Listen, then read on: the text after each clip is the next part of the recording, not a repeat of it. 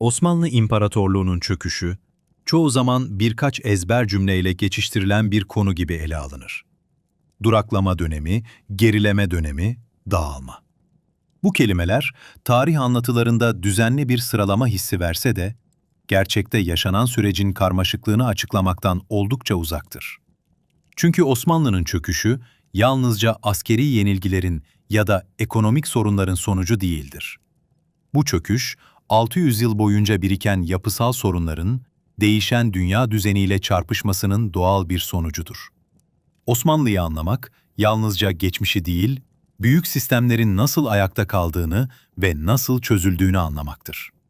Bugün, bu devasa imparatorluğun ömrünü noktalayan, ders kitaplarında satır aralarına gizlenmiş o derin nedenleri masaya yatıracağız. Zihinsel tıkanma, ekonomik intihar, kurumsal kanser ve coğrafyanın bedeli. Osmanlı'yı değerlendirirken yapılan en büyük hatalardan biri, onu modern ulus devletlerle aynı kefeye koymaktır. Oysa Osmanlı bir ulus devlet değil, imparatorluktu. İmparatorluk olmak, yalnızca geniş topraklara sahip olmak anlamına gelmez. Aynı zamanda farklı dinleri, dilleri, kültürleri ve çıkarları aynı idari yapı içinde dengeli bir şekilde yönetmek demektir. Bu denge, özellikle yükseliş döneminde uygulanan millet sistemiyle Osmanlı'nın en büyük gücü oldu. Ancak zamanla bu denge, karar alma süreçlerini yavaşlatan ve değişime karşı temkinli hale getiren bir unsura dönüştü. İmparatorluk, parçalanmamak için düzeni korumayı ilerlemenin önüne koyan bir sistemdi.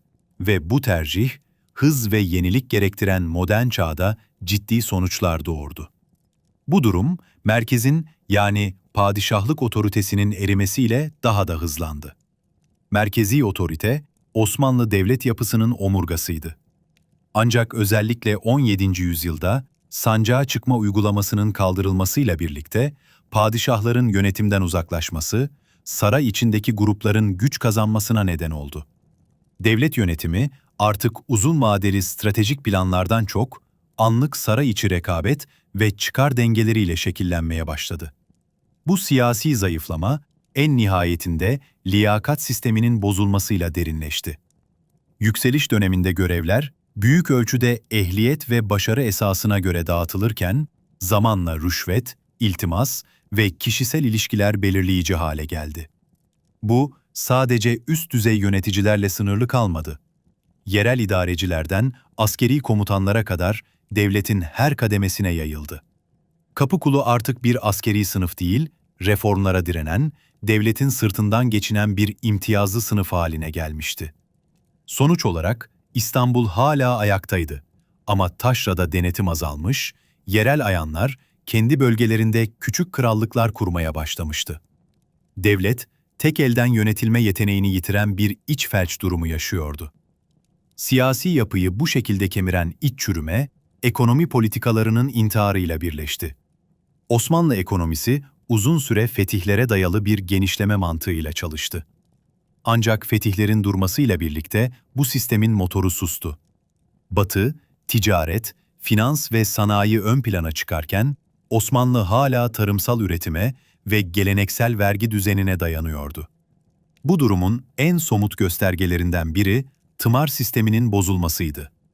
Tımarlar artık askeri sistemin parçası değil, doğrudan para getiren bir gelir kapısı haline getirildi ve vergi toplama hakkının satılması anlamına gelen iltizam sistemi yaygınlaştı. İltizam, devletin kısa vadeli nakit açığını kapattı ama uzun vadede felakete yol açtı. Mültezim denen kişiler, verdikleri paranın kat kat fazlasını çıkarmak için köylüyü acımasızca sömürdü. Üretim azaldı, kırsal alanlar zayıfladı ve en önemlisi bu sistem yerel ayanları zenginleştirerek merkezi otoriteye karşı bir güç haline getirdi. Bu iç sorunlara ek olarak dünya ticaret yollarının değişmesi Osmanlı'ya dışarıdan bir darbe vurdu. Coğrafi keşiflerle birlikte Akdeniz'in ticari önemi azalırken Atlantik hattı dünya ekonomisinin yeni merkezi haline geldi. Osmanlı, yüzyıllar boyunca sahip olduğu stratejik avantajı kaybetti. Devlet, bu değişime uyum sağlayacak yeni bir ticaret ve modern üretim modeli geliştiremediği gibi, ucuz Avrupa mallarına karşı da kapitülasyonlar nedeniyle rekabet edemez hale geldi. Tüm bu sorunları daha da ağırlaştıransa, imparatorluğun zihinsel ve kültürel alandaki tıkanıklığıydı. Osmanlı yönetici sınıfı, uzun süre mevcut düzenin Tanrı tarafından verilmiş, mutlak ve kalıcı olduğuna inandı. Çoğu zaman sorunların kaynağı, yenilik değil, geçmişteki nizam-ı alemden uzaklaşmak olarak görüldü. Çözüm, ilerlemek değil, eskiye dönmekti. Bu düşünce yapısı, değişimi sürekli olarak düzeni tehdit eden bir unsur olarak görmemize yol açtı.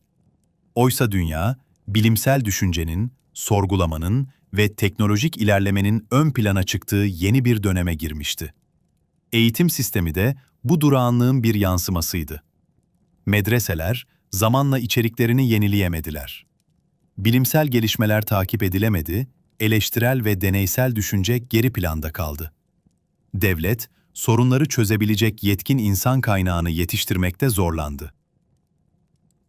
Reformlar başlatılsa bile, bürokratlar bu reformları kağıt üzerinde bırakarak ya da uygulamayı yavaşlatarak kendi geleneksel pozisyonlarını korudular. Askeri alandaki yenilikler de büyük operasyonlara rağmen çoğu zaman gecikti veya yüzeysel kaldı. Zayıflayan ve hantallaşan imparatorluk kaçınılmaz olarak dış baskı ve borç tuzağıyla yüzleşmek zorunda kaldı.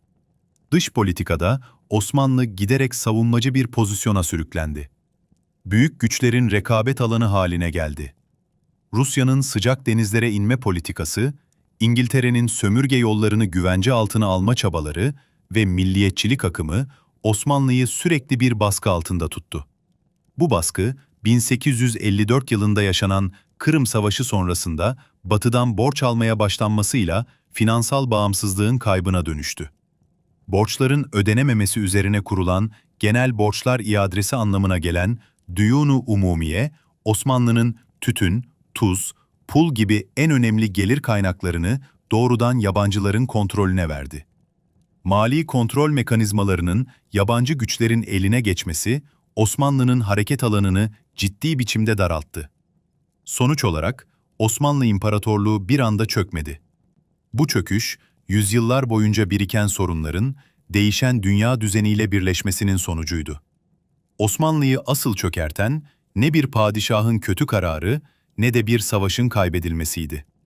Onu çökerten, kendi iç dinamiğinde yatan, değişime direnen, mükemmelliyetçi zihniyetin, Batı'nın hızla ilerleyen sanayi ve aydınlanma devrimi karşısında erimesiydi. İmparatorluğu zirveye taşıyan sistemler, çağ değiştiğinde değişimi engelleyen en büyük düşmanlar haline geldi. Osmanlı'nın hikayesi, başarısızlıktan çok değişime uyum sağlayamamanın ve kendi kurumlarına hapsolmanın hikayesidir. Ve bu hikaye yalnızca geçmişe değil, bugüne de dair önemli dersler barındırır. Çünkü tarih defalarca aynı gerçeği gösterir. Değişim kaçınılmazdır ve ona uyum sağlayamayan her yapı ne kadar güçlü olursa olsun zamanla çözülür.